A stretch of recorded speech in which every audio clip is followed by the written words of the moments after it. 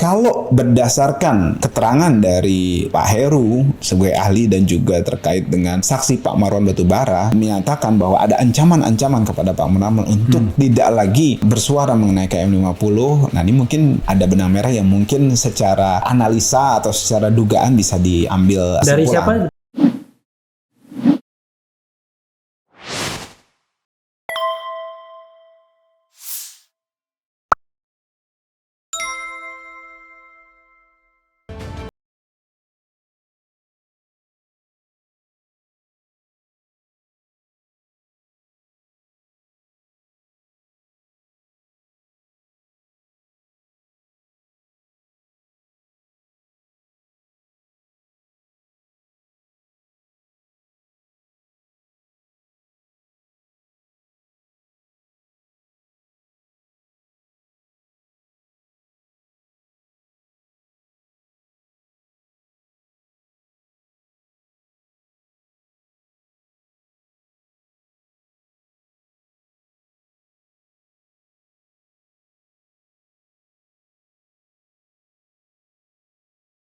Dari Pak Rocky Gerung waktu itu awal dia cuma sendiri itu mengatakan bahwa memang sesuatu yang terkait filsafat. Kemudian beliau juga mengatakan bagaimana sebenarnya kalau dari pendapat beliau adalah pikiran seseorang, pendapat seseorang itu nggak bisa untuk dipidanakan. Kemudian juga beliau membantah beberapa keterangan ahli psikolog yang dihadirkan oleh JPU, bagaimana seorang meneliti dari sudut pandang psikologi, tapi tidak langsung ke objeknya, melainkan ngambil dari internet, seperti itu, dan diambil yang menurut quote unquote pesanan tadi aja, yang jelek-jeleknya aja, seperti itu kan. Itu nggak fair bagaimana menurut beliau gitu kan. Terus kemudian ini kan dari sudut pandang ideologi seperti apa Pak Munarman ini dikatakan apakah bisa seperti itu dikatakan terlibat tindakan terorisme terkait tindak tanduknya yang mengisi seminar dan ceramah semacam itulah.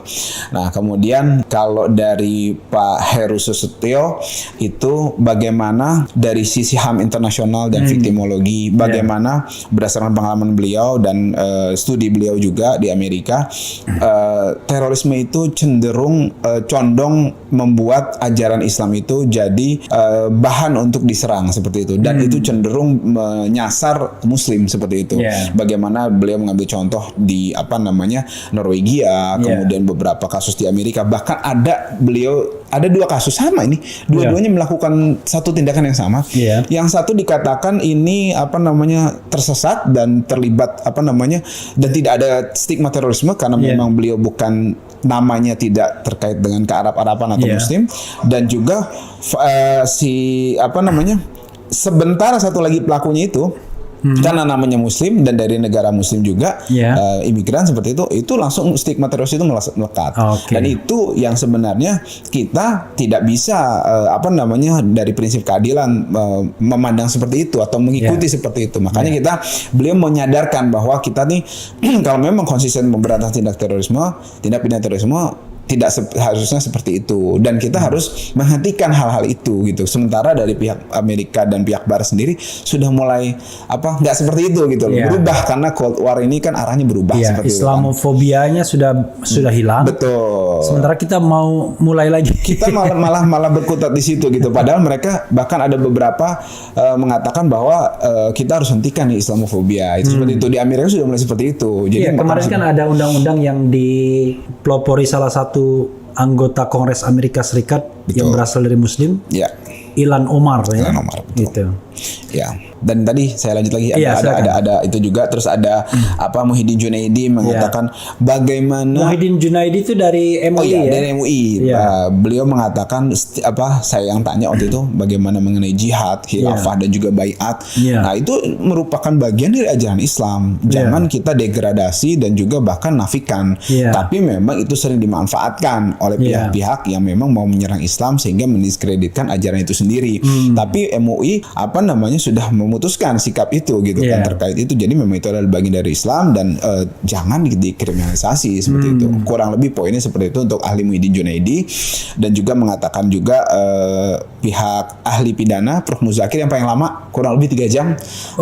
Iya, awal-awal tuh beliau panjang karena memang menjelaskan bagaimana mens rea, kemudian bagaimana seseorang bagaimana pasal 6 dan pasal 7 undang-undang terorisme itu material kemudian atau bukan seperti itu. Beliau menggali seperti itu pertanyaan-pertanyaan dari kami dan juga dari JPU.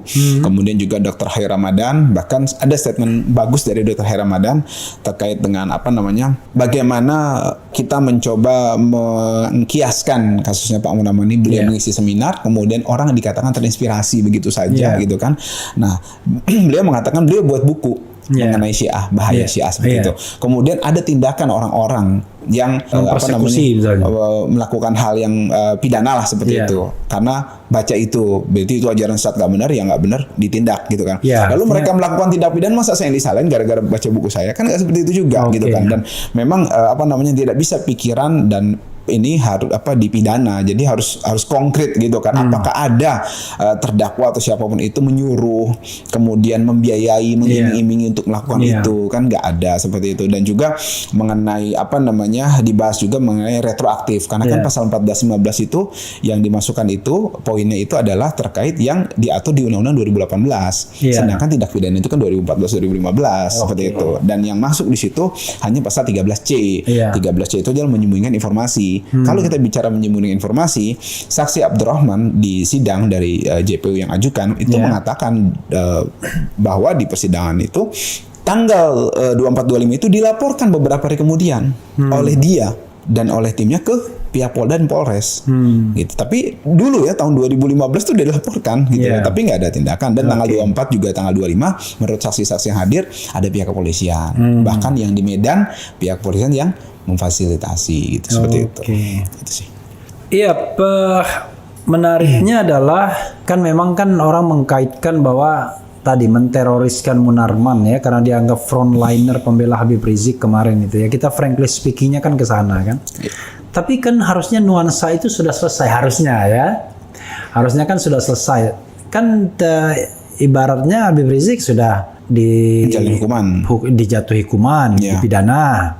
Lalu apalagi yang mau dicari rasanya? Ya mungkin ya bisa benar bisa salah kan. Mungkin ada ya tadi yang kita awali tadi ada pesanan tanda quote unquote lah seperti itu. Kemudian juga ada dendam pribadi atau apalah mungkin kan seperti itu, atau apa kita nggak paham juga, kurang paham juga. Atau mungkin kalau berdasarkan keterangan dari Pak Heru sebagai ahli dan juga terkait dengan saksi Pak Marwan Batubara menyatakan bahwa ada ancaman-ancaman kepada Pak Munarman untuk tidak lagi bersuara mengenai KM50.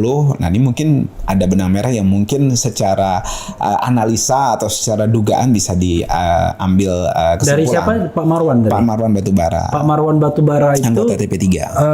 Jadi ahli juga, dia jadi saksi? Saksi fakta seperti itu. Oke, jadi saksi fakta. Iya, bagaimana beberapa sepak terjang Pak Munarman di TP3 itu membuat gerah beberapa pihak seperti itu. Pak Munarman anggota TP3 enggak ya? Narsum juga seperti itu. Dan suaranya kan cukup keras untuk protes dan juga mengungkap kasus di KM50 itu seperti itu.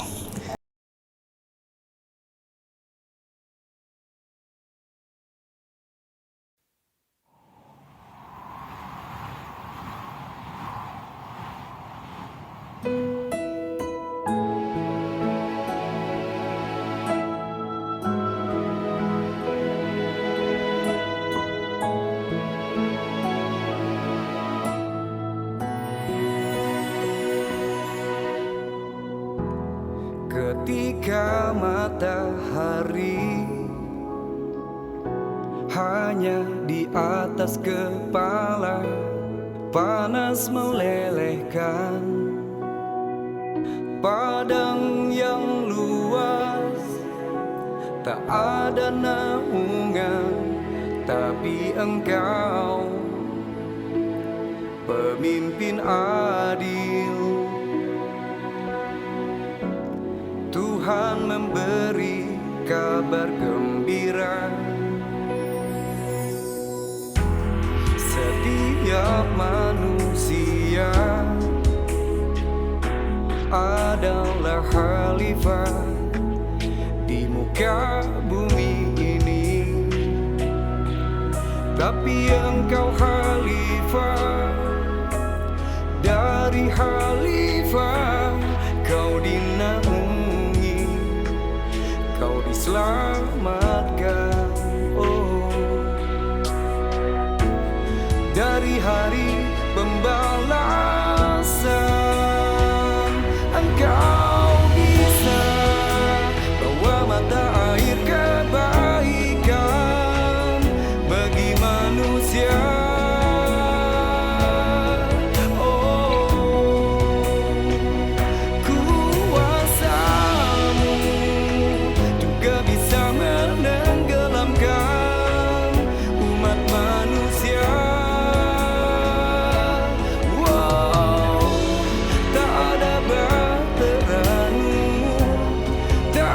Penyelamat, maka adil